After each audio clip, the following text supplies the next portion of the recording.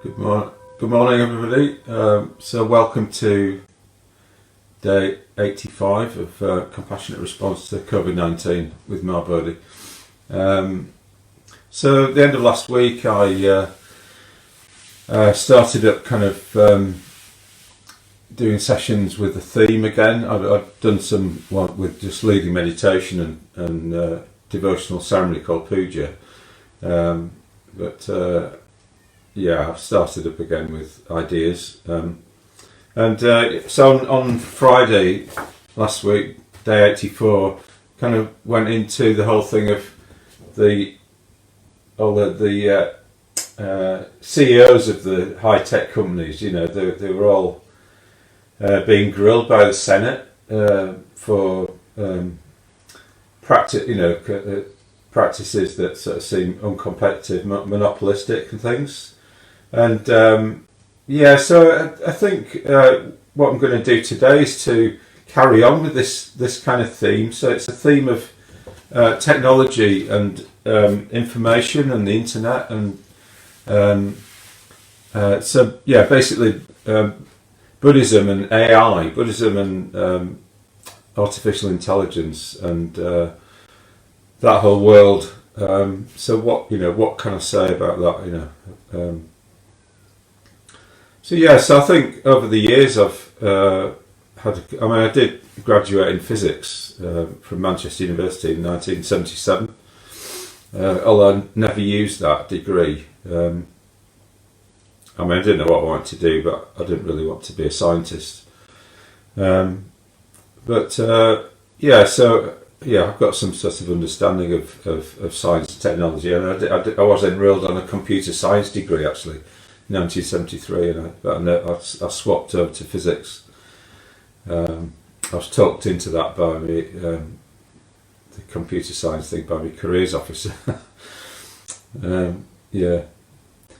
a really interesting book I read a number of years ago called War of the Worlds, The Assault on Reality, and in it the author Mark Schleicher, he looks at the whole alternate, virtual reality world.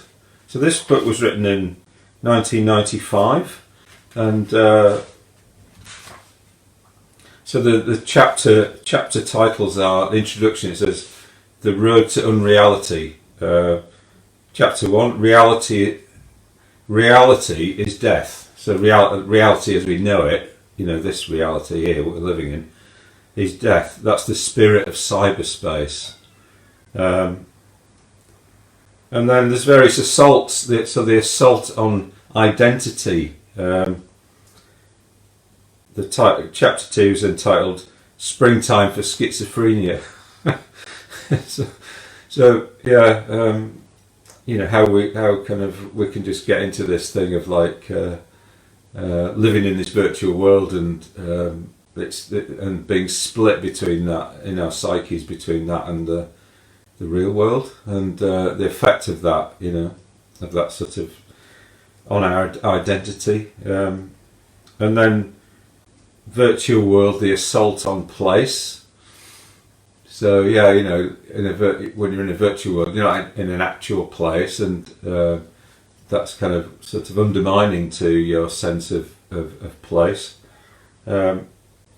Highway to hive mind, what the Borg in Star Trek have, this kind of like the sort of mind that is shared by a number of organisms, like the bees kind of all work together in a hive. So it's the assault on community, and then Chapter 5, it says a republic of illusion, the assault on reality. So I've got a few ideas in and around this area. So I'm just going to use.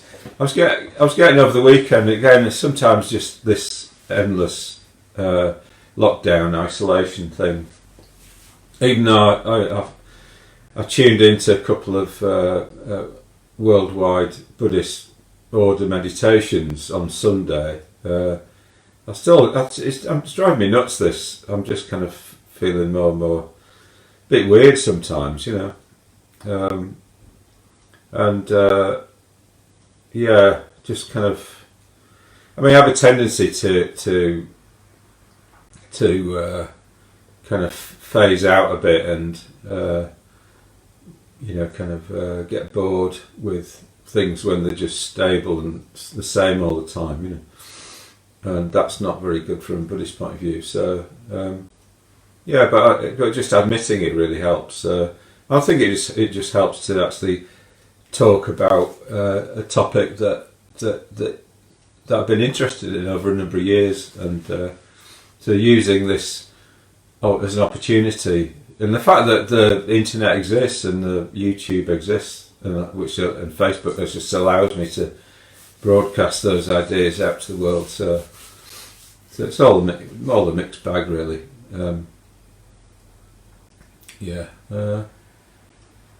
Things are as they are.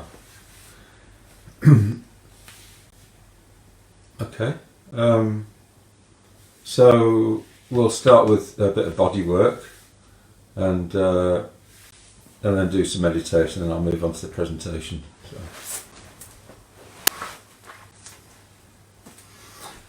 Okay, so begin by just drumming with your fingers on top of your head.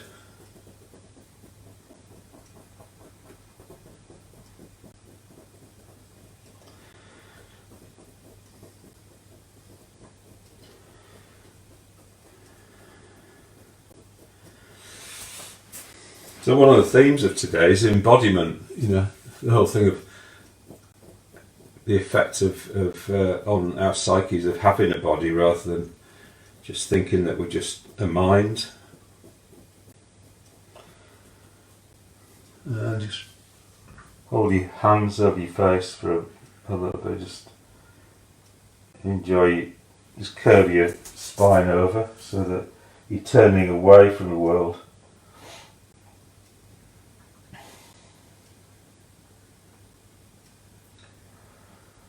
And checking in with how you feel at the moment.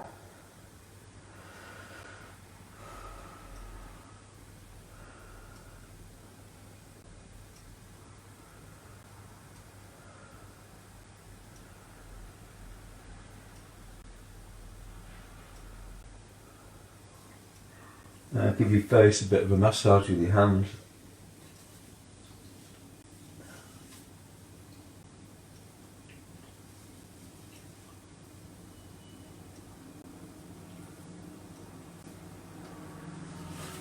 Rub your hands together.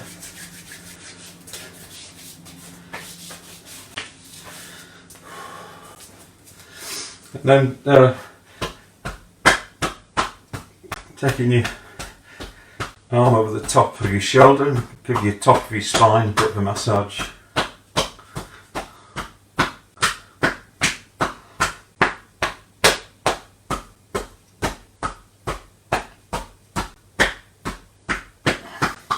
And then the other side.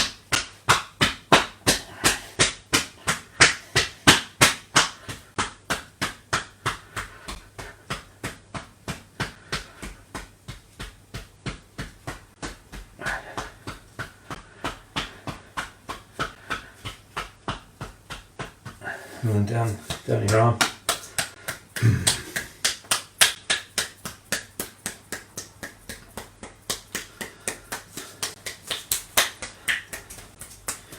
And waking up the back of your hand.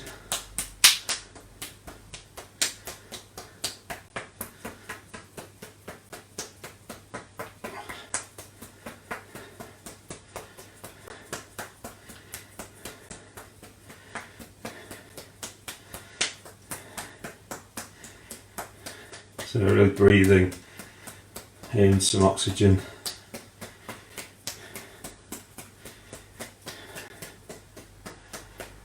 The palms of your hands.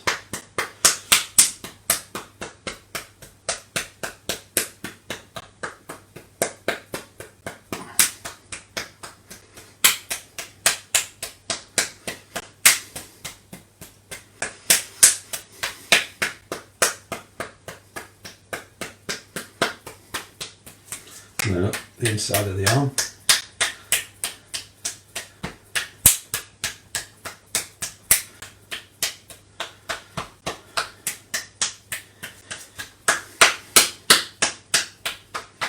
And the other side.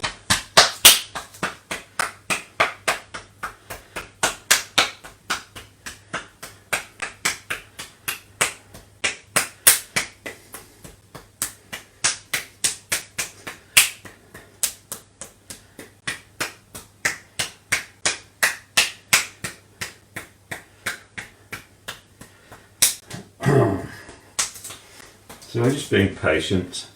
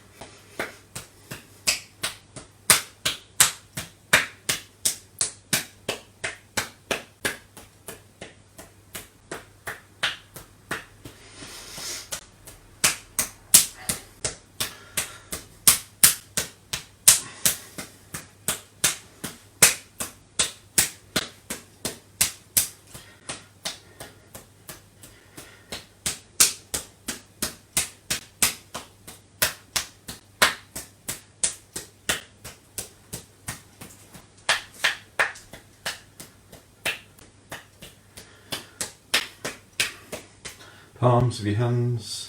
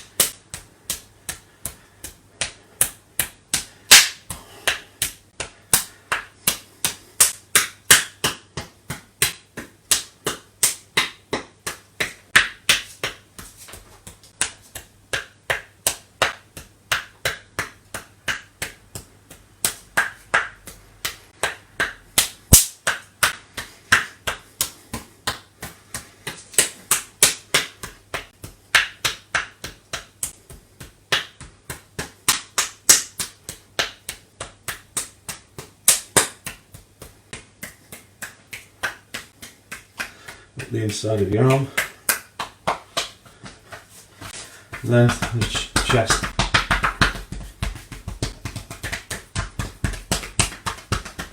Down the sides.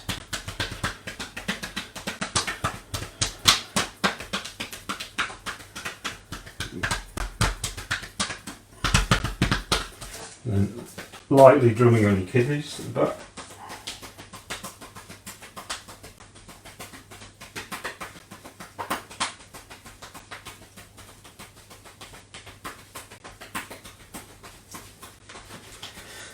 More heavily on the buttocks.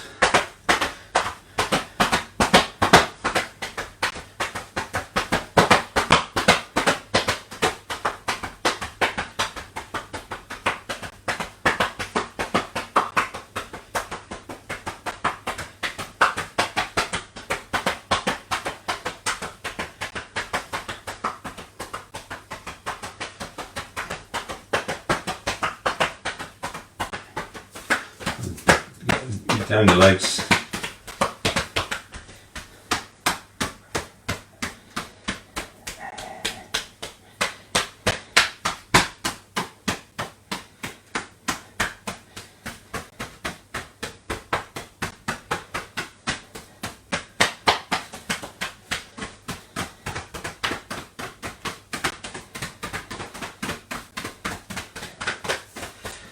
Shake everything out.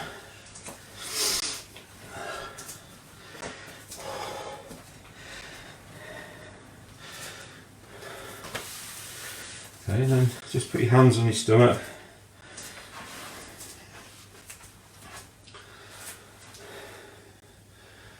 Wait for your breathing to calm down.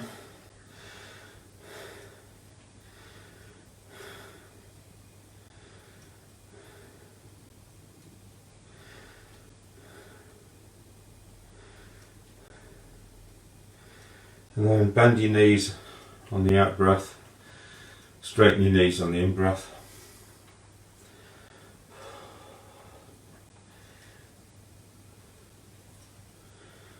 Breathing out, bend your knees.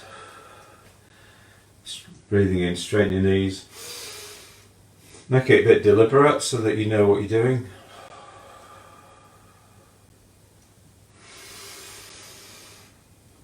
So you're taking your whole torso down in one piece.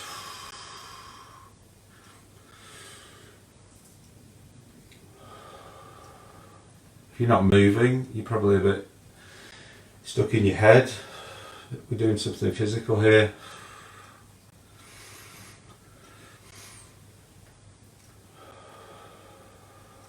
And then next time you're coming up, just bring your hands up to your chin, turning at the chin, then down on the out breath. Turning at the hips, up on the in breath, turning at the chin, down on the out breath. Turning at the hips, coming up on the in breath, and down on the out breath.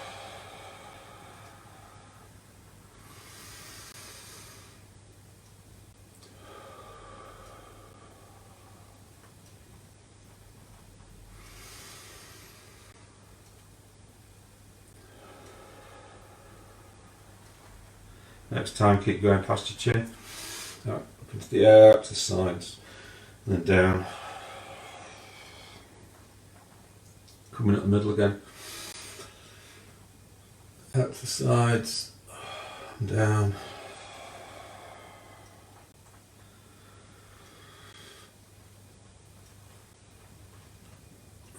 Opening your chest.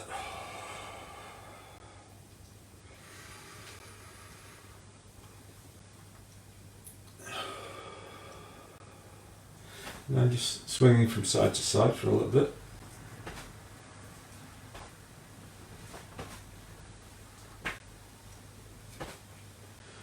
Just allowing your arms to just naturally flop by your sides. So the movement is starting in your foot, and then it transfers to your hip, and then your hip gives the momentum to the turn.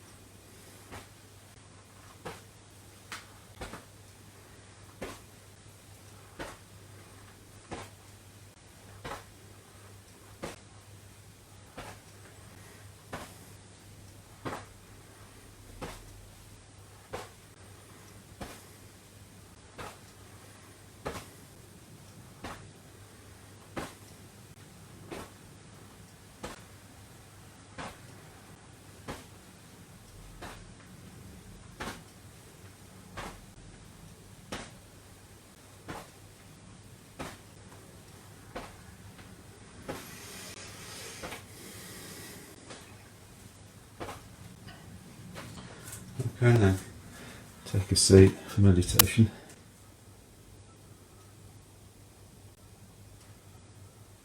So just close your eyes and just getting used to being in this new position.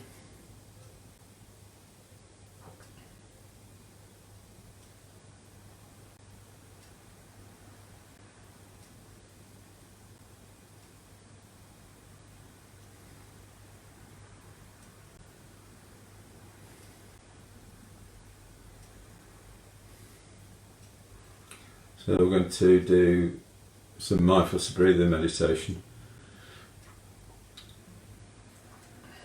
So what we're going to do is just follow the detail in the breath from moment to moment. So the idea here is that we can only kind of really focus on the detail of one thing at a time. So if I've got I can't do this. If I've got two fingers that I'm looking at, like that works, isn't it? I can only look at one or the other. I can't look at the detail of both at the same time. So if I'm looking at the detail of my breath here, it's like I can't focus on the detail of all the things I'm worried about, or things in the world. So I get a rest from that just by focus on the details in my breath, so all the sensations and movements, what's actually happening in each moment.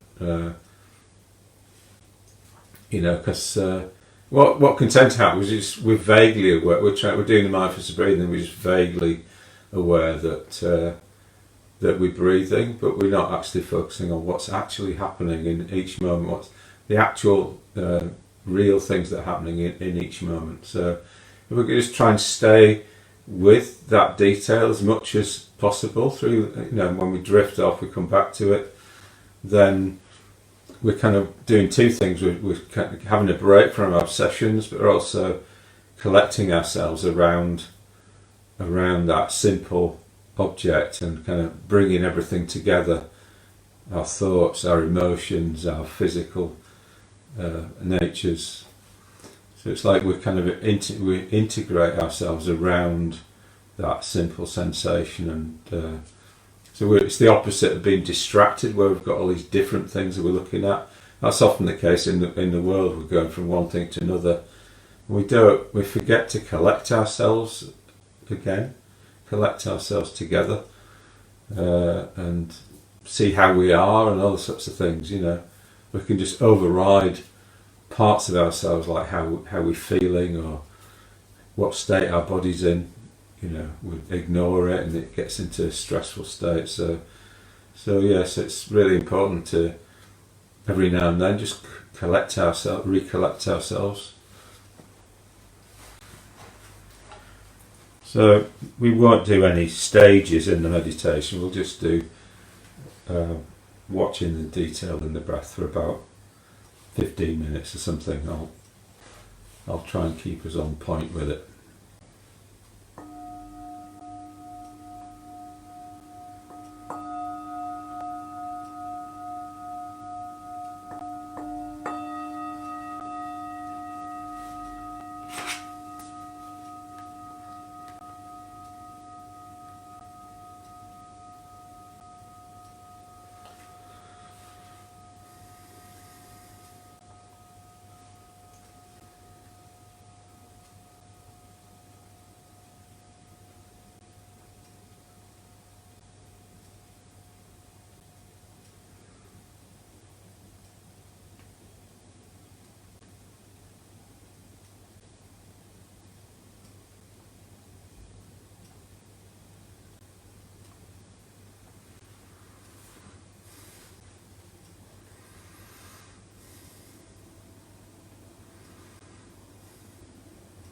So wherever we're sitting, just try to allow your body to just sit there, rather than having a sense that you need to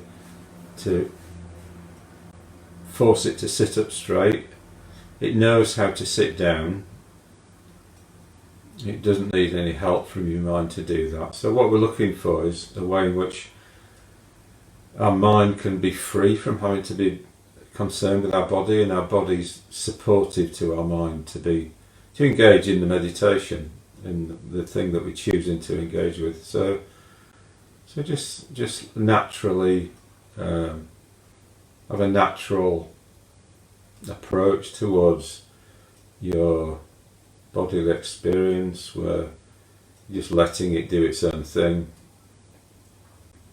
And then all you have to do is to just be aware of the angle that your spine is making with the seat, so that you're not leaning over. Because if you're leaning over, you're going to have to apply effort and tension on one side of your body, and we're looking to let go of as much tension as we can.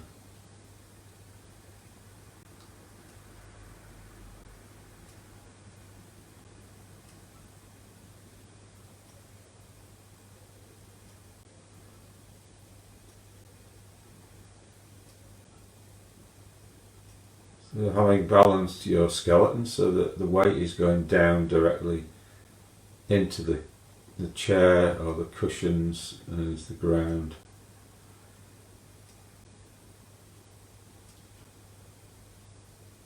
Having a sense that the muscles of the body can feel confident that they can let go now, that they will be supported.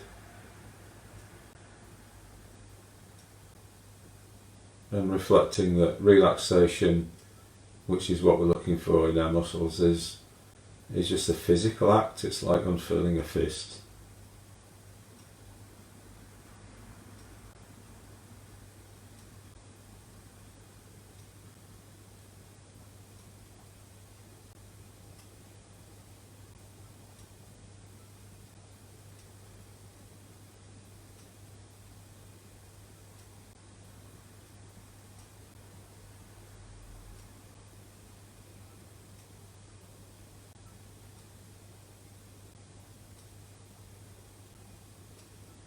Softening in the muscles of your body.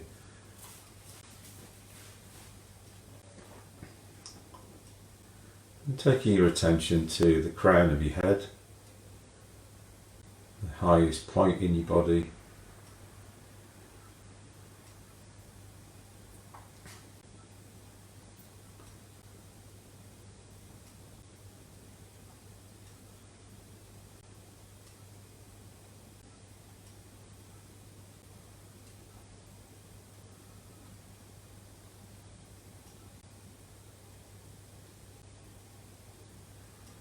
And tuning into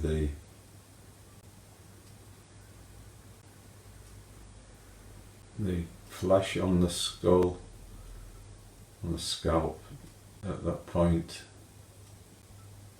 Having a sense of it softening right at the crown of your head.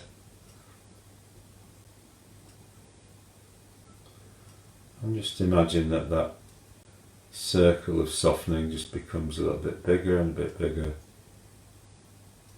So as you let go from the crown of the head downwards, a sense of ease and relaxation comes into each part of your body as the circle expands, so that your forehead becomes soft and relaxed, a sense of ease. Your face muscles, around the eyes, softening around the eyes, and around the mouth, the jaw, the line of the jaw.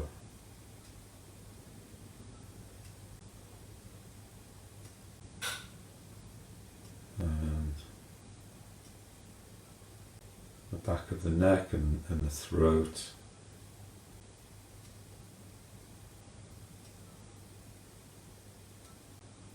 Sense of ease and comfort in the throat.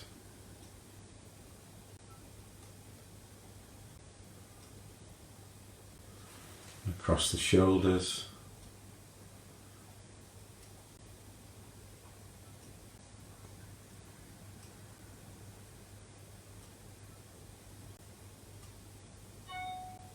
Down the front of the chest.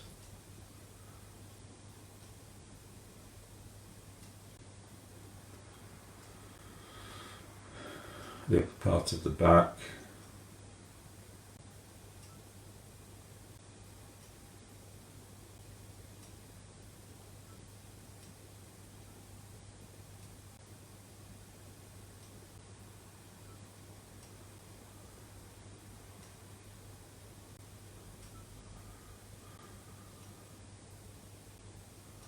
Muscles, the muscles either side of the spine and between the ribs, softening there.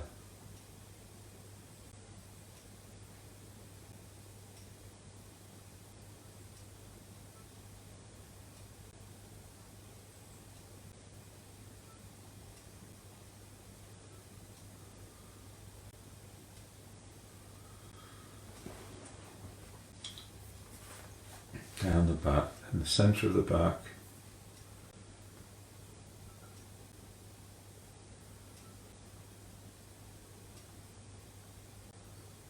Solar plexus.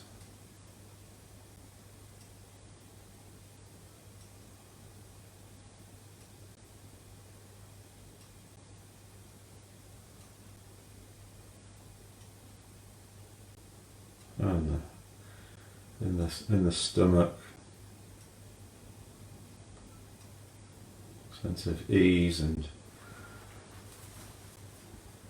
natural relaxation there in the stomach.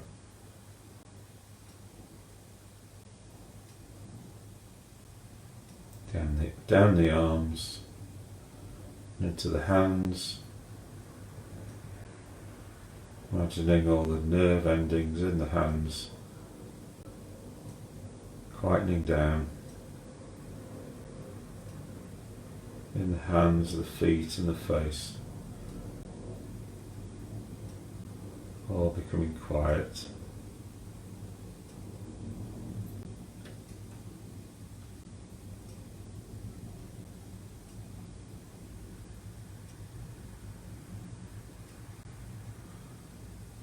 And softening in the bowl of the pelvis around the hips, the big muscles of the thighs,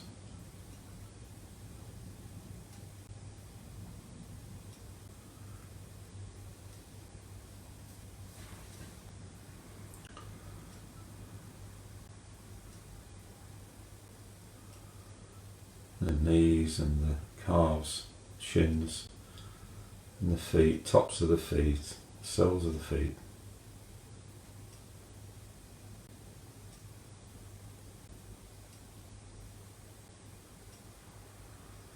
And then taking our attention to our breathing.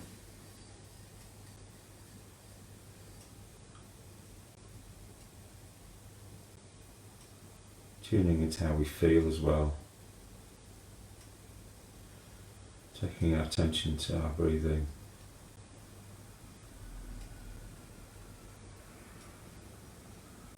And begin to notice the detail in the breath from moment to moment. The mindfulness of breathing.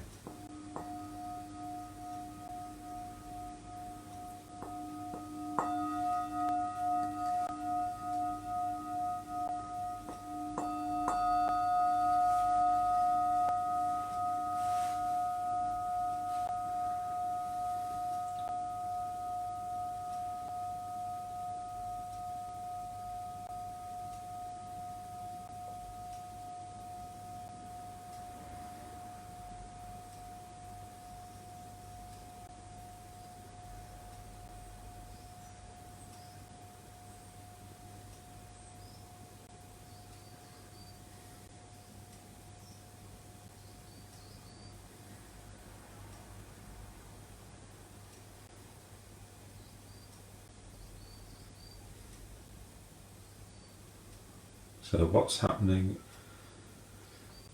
in terms of sensation and movement of the breath in this moment and the next moment, the next moment.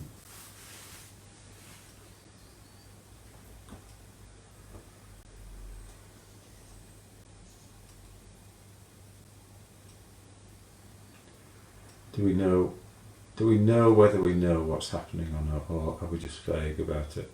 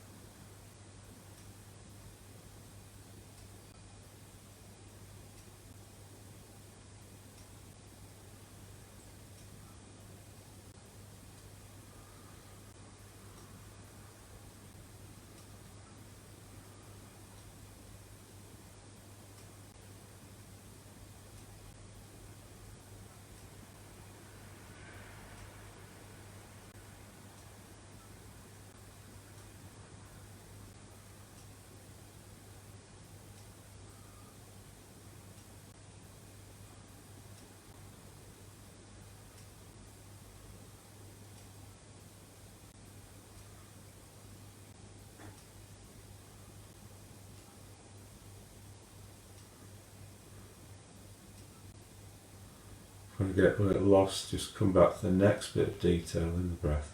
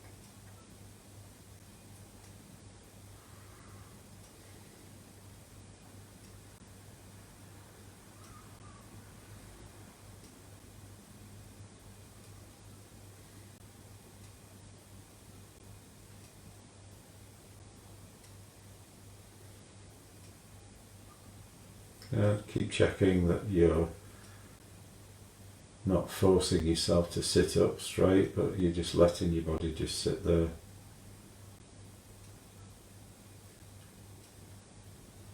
That your spine is balanced so that you're not leaning over.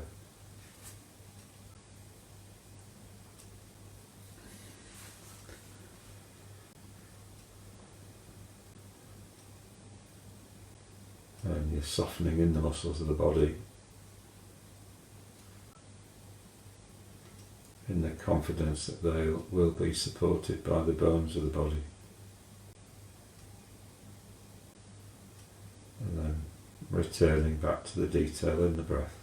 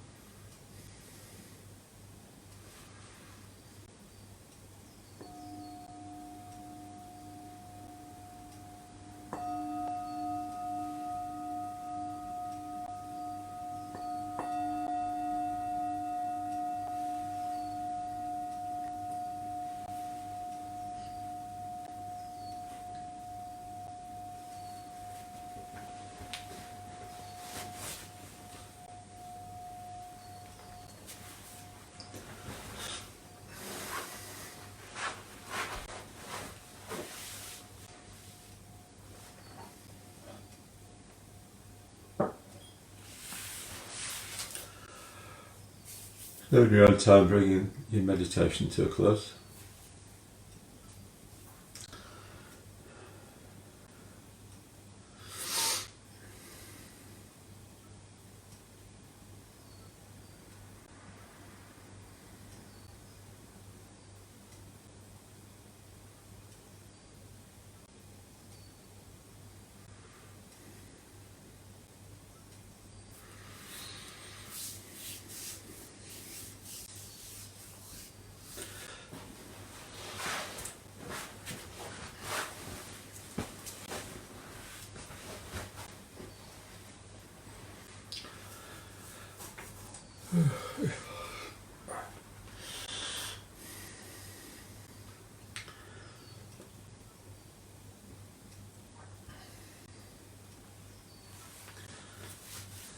It's a bit funny today because I can't see anybody out there. I can't see any. Nobody's appeared as like number of people or anything like that. I feel like I'm completely on my own here. Whether that's the case or not, I don't know. Or, yeah, it's kind of relevant to the topic, I think. Yeah, so the topic today is Buddhism and AI. You know, Buddhism and artificial intelligence, and yeah. So Buddhism is a soteriology. It's about the solution to suffering, human suffering, or any sort of the suffering of any sentient being. So in Mahayana Buddhism, we talk about all sentient beings. You know, trying to save all sentient beings, or help all sentient beings get towards enlightenment. Yeah, so you do get with artificial intelligence. You know, they talk about becoming sentient, and I think sentient just means something like, you know, susceptible to sensation or something like that. Maybe able to kind of be in the world as if alive or something. I don't know. Yeah. So anyway, I've throughout my life I've come up with all sorts of maybe sometimes slightly potty theories, but actually no, I think maybe they aren't that. You know. But I'm just thinking around the topic really. So what we have here is, I find this difficult, is the periodic table of the elements. So this is from chemistry,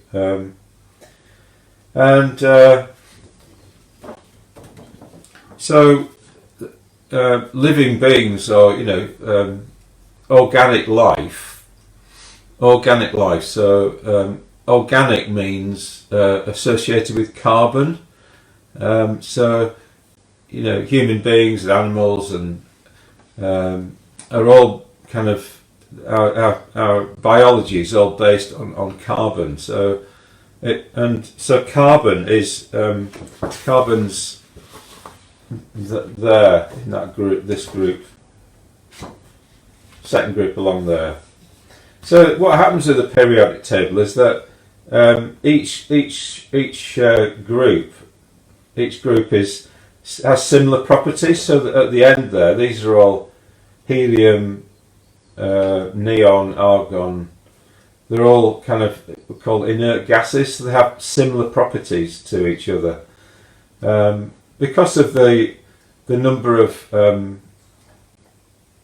What's often different between each of these is they have kind of more and more shell. The atom has more and more shells of electrons, but they have the same number of available that can make the same number of bonds. And I think carbon can kind of make four bonds with other atoms, which means that it can create the most complex things.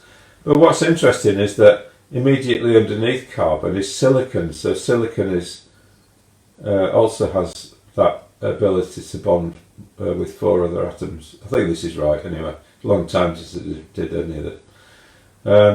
So you might say that silicon and carbon are, you might be able to have, like if you've got carbon-based life forms, you might be able to have silicon-based life forms. Anyway, so what is so if that's the case, so how do you define what is a living being? So I think there's a guy, it might be something like von Neumann machine or something. There's something about being able to replicate itself, and so human beings can replicate themselves, they can reproduce, but they don't. They're not in isolation because human being lives in a kind of organic world where they're having to eat food and taking water, and that's like they're interdependent with the world around them.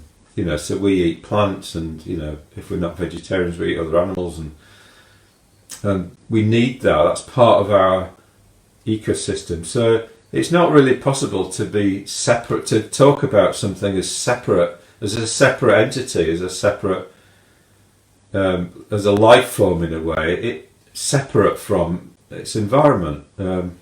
It's a kind of it's about almost like it's more about a relationship or something like that.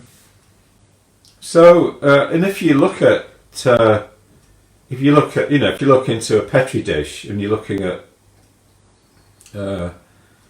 bacteria kind of multiplying, they just, when you look down on it, you see them spreading out over time, and you think, oh yeah, that's like life happening. It's kind of expanding and all that sort of thing. But I suppose if you look at if you're an alien looking down on the Earth, and you saw all these like if you saw all these kind of you couldn't tell what was, you couldn't tell what was actually the detail of things, and you saw all these like computers replicate themselves almost like just expanding throughout the world. You could sort of say, oh, that looks like a life form that's expanding out, and in a way it's like you could see it like that, because it, like everything, it can't exist on its own. A computer can't exist on its own. It's in an environment, and what it's in an environment of is people, human beings, putting input into the computer, and in a way, it's almost like you could, if you wanted to, you could see that just as we farm animals and crops, we manage them because we need that.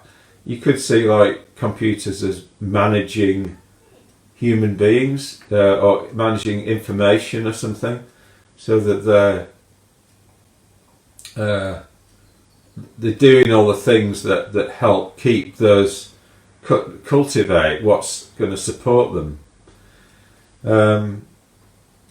And I think, you get that film, don't you, 2001 Space Odyssey, where the computer almost like takes on a kind of sentience and takes over, and wants to shut down the humans, and Dave, the astronaut, goes in and he's trying to disconnect the computer, Hal, and Hal goes, "What are you doing, Dave?" And so this is something that's kind of in kind of the popular culture, this idea that computers could sort of take over or something. And I think that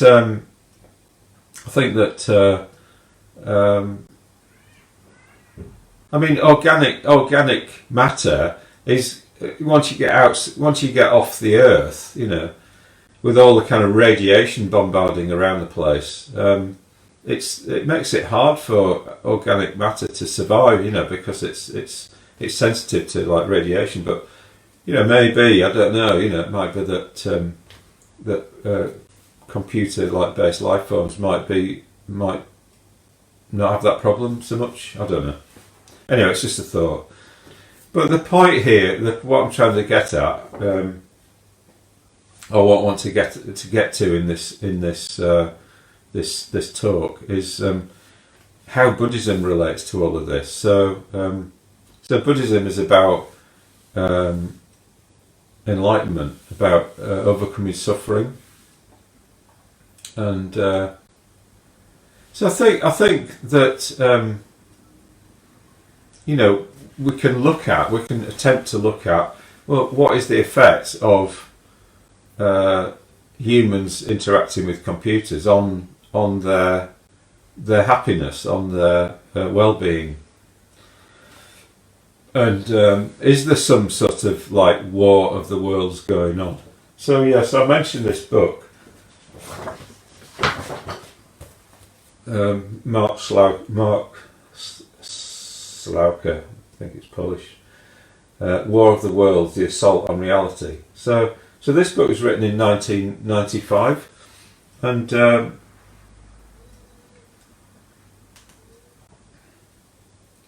it talks about how, because 1995, that was quite early really in terms of like things like the internet. I mean, I remember like about 93. Your average computer had a kind of greenish looking screen, and it just had very crude kind of games on it, and you could hardly do anything. You say you had Apple Macintosh System 7, so you start to get the little kind of boxes and stuff, but it didn't really move into colour. So it's all very early days really. But the memory was like of things was just really low.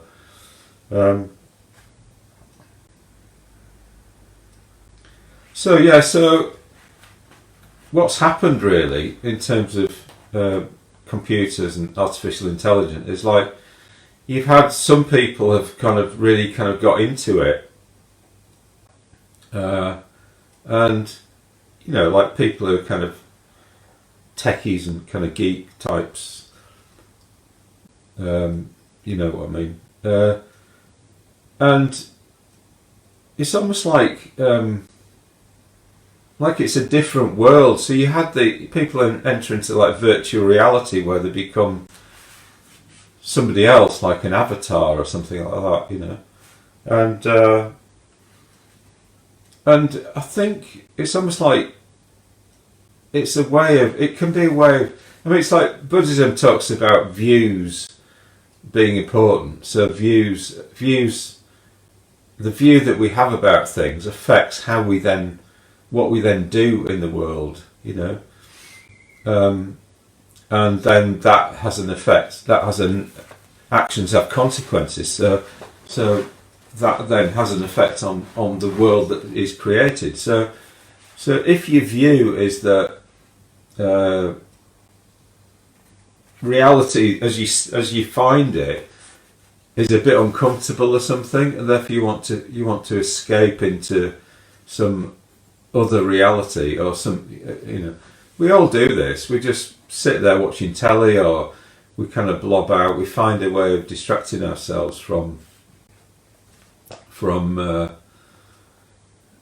things that are painful in life, including things like emotions.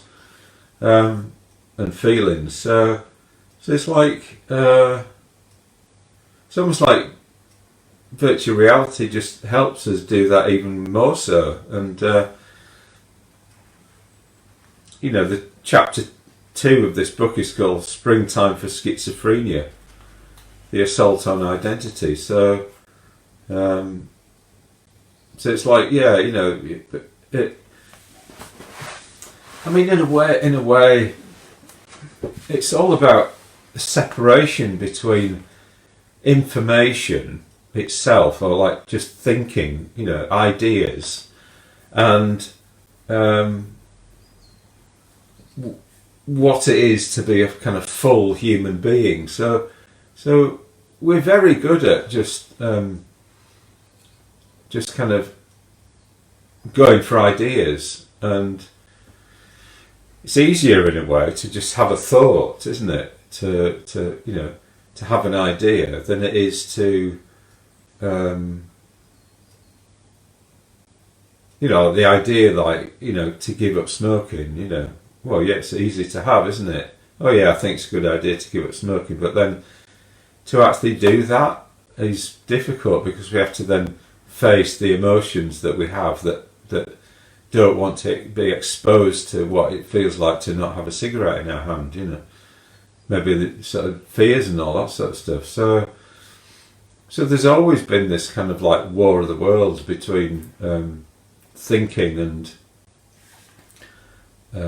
emotion, in a way, or the fuller reality of being alive.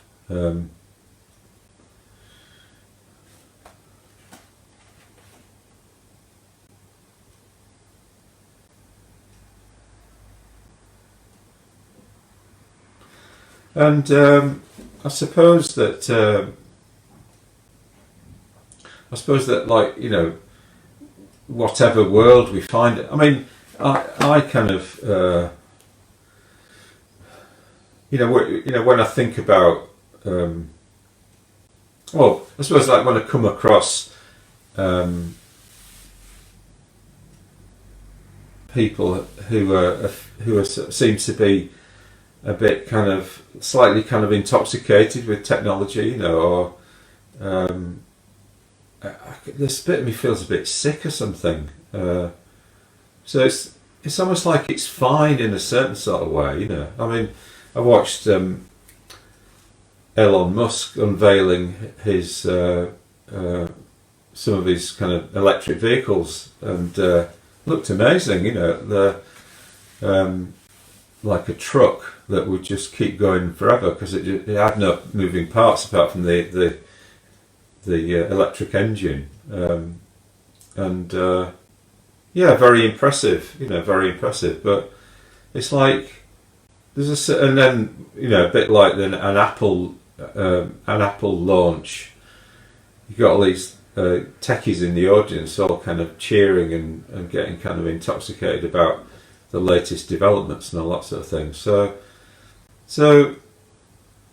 it's like getting excited about.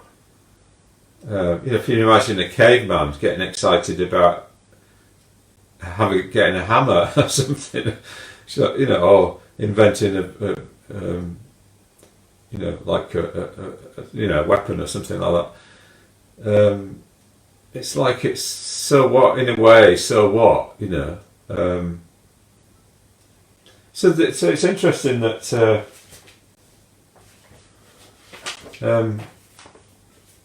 so you get articles like this. So this is New Scientist, the intelligence explosion. So people getting excited about what they call human 2.0, so the next, thinking that we'll all end up with like chips in our brains, and that somehow this is like the brave new world. So you've got this on the one hand, and then on the other hand you've got this, the survival of the suspicious. So it's like there is actually a benefit to believing in things like myths and religions, and because what it does is it puts us in touch with things that are kind of like almost like patterns in the universe that are ineffable, but actually real in some sort of way. So the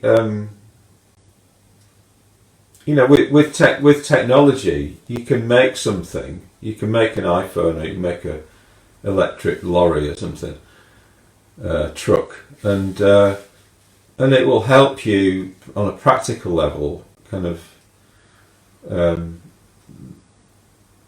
you know, make things more efficient, make things easier.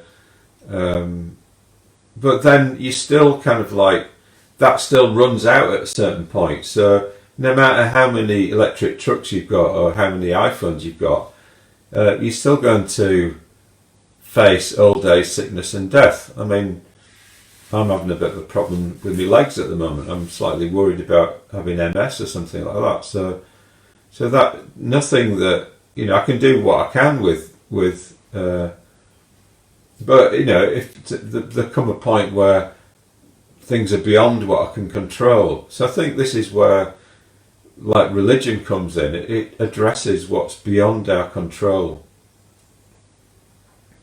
And with science and scientism are two different things. So science is just what we use to like look objectively at the world and see how it works, and then produce technologies that are going to be helpful out of that knowledge.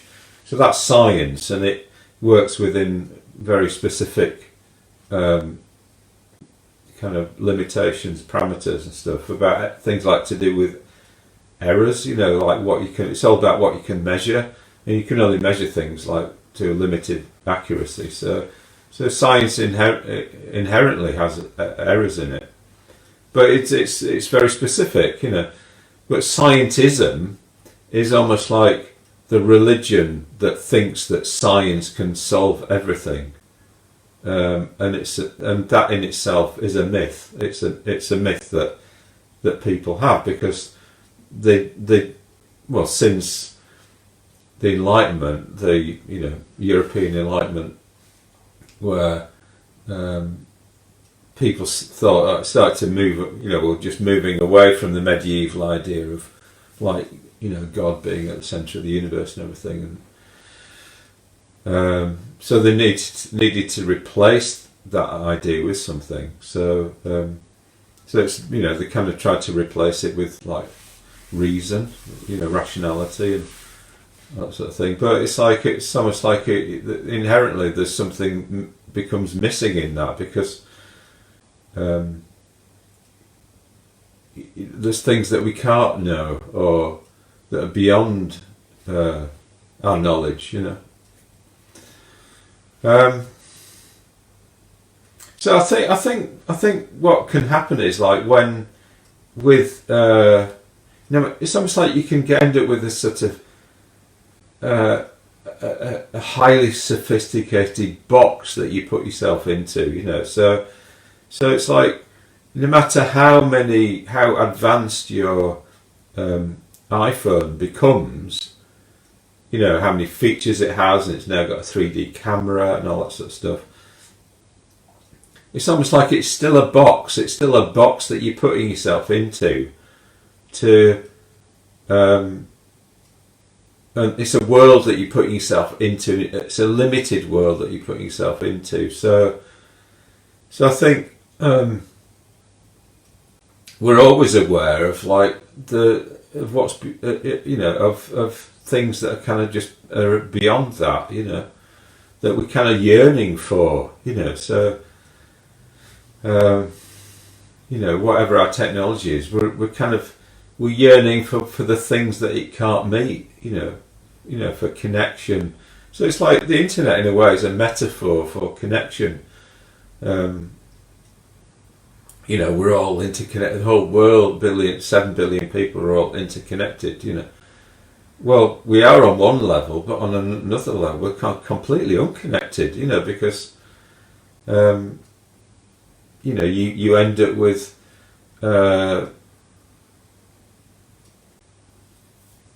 the worldwide sort of ethics going kind of down the toilet, like the internet has allowed production of things to be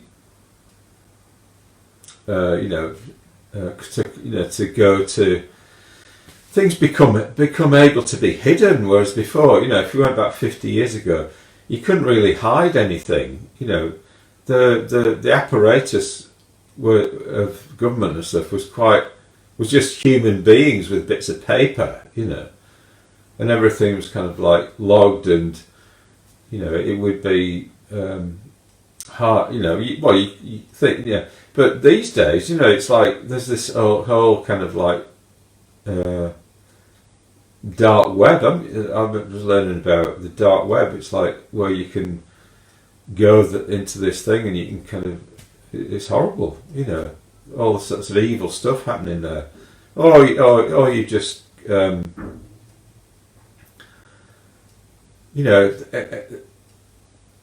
world just becomes swamped by information. So even though we've all got like access to, we can all broadcast what the hell we like within reason on YouTube. I mean, everyone can become their own television station.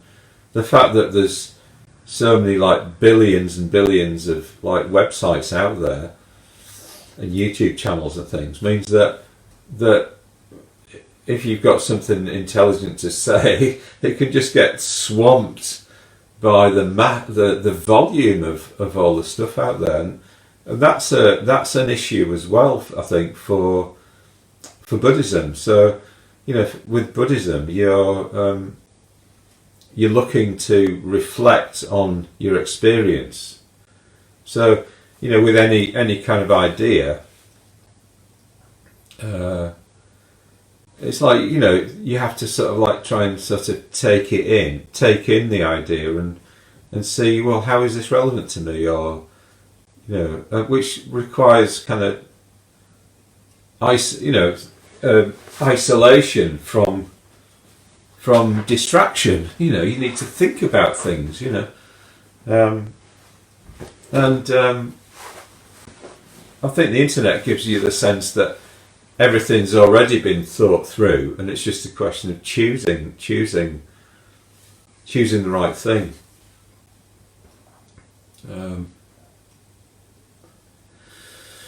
So anyway, so where are we?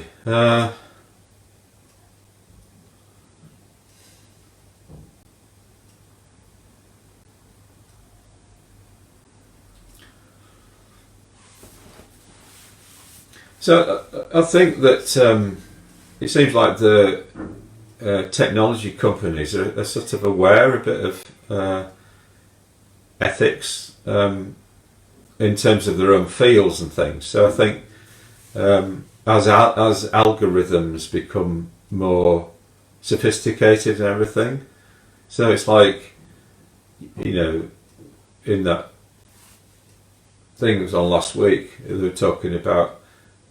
The head of Google was sort of saying about got these algorithms that kind of work out what to send people or what information to send people. So it's almost like decisions are kind of already being made in a way for us, or we're being helped to make decisions by algorithms. So who decides how the algorithm is going to go, was one of the questions that came up, So, and I think a senator was sort of saying, so do you have an algorithm that sort of decides that conservative websites are not going to be as visible as other websites? So it's like, in a way, there's always some sort of decision behind everything. There's some view behind everything. So we need to sort of take back our ability to make decisions about how things are, and in a way kind of fight back against the idea that things are already worked out and they're already decided, and it's like obvious. It's obvious, So I'd like to have a sort of dialogue about what's not obvious, what isn't obvious about all of this, and so I suppose for me it's like it's not that obvious, how we kind of protect, kind of organic life forms from, in a way, kind of ideas that are manipulative to them, to them. So, well, I suppose in a way, each individual needs to take back control in a way of their own views.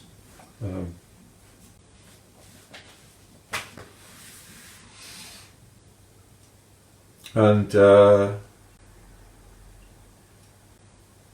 suppose, so I suppose if what's intoxicated, if aspects of the internet are kind of intoxicating in a way, they're becoming a bit like a drug, and toxic means poisonous, doesn't it? So it's like when we're bringing awareness to, if all our awareness is going to sort of certain things, by definition, there are things it isn't going to. If our awareness is like limited, then to the extent that the things it isn't going to are not being addressed, they may become sources of suffering.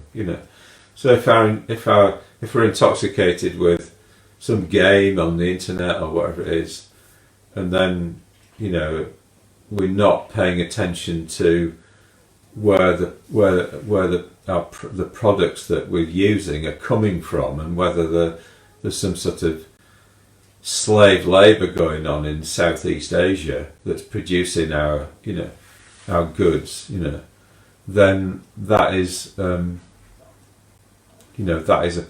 problem. That is a problem for the world, and for the individual, because the individual can't duck out of their own individual responsibility for what happens. So so I suppose, in a way, whatever world that what the world that we live in will have certain technology in it, and it's always the same. It's always the same problem in a way, whether you're living in a cave hundreds of thousands of years ago, or you're living today. You've still got the problem about how you use your tools. The technology that you have, and do you use it in a way which is broadly beneficial to all the life forms around you, or do you use it in a way which is limited, or which is kind of selfish, or which isn't broadly aware of the benefit to all life? And I suppose maybe that's it. That any if silicon-based life forms are subject to ethics, then something like that needs to be kind of like written into their programs, that is this a benefit to, is how is this benefiting all life, including organic life? And the whole. But I suppose the people that write those programs need to be not in a state, need to be broadly aware. They need to be not narrowly aware of just certain things, or they need to be not intoxicated by technology. So maybe that's the answer, that the whole world needs to be, not just the techies need to be looking at this, and what needs to happen to keep ethics broad and not narrow. Okay. Where have I got to here? Have I got anywhere with this? I don't know. Yeah, anyway. I think it'd be interesting to open this up for debate, and that's what I'm trying to do here. And hopefully kind of move us away from these sort of states of kind of isolation and alienation. So the word alienation comes from a means not, and lien is something to do with possession. So it's a bit like when you're alienated, it's like you're not kind of in possession of, the full, the full everything that is you. If you're alienated from your emotions, or you're alienated from something else. So we need to sort of not be alienated. And I think, like doing things like the body work before meditating really helps us to start to enjoy our feeling of our body and sensations in our body, and that helps stop us being alienated. And then we're more sensitive to the effects that we have on other embodied beings, so we don't go harming beings that have bodies and stuff. So I think that's partly how it works, really. Okay, so thanks for the opportunity to voice some of these ideas, and I think I'll carry on with technology again tomorrow, so see what we've maybe got a little kind of series happening here, so I'll try to think of something else relevant for tomorrow. Okay, great, thanks very much. Bye bye.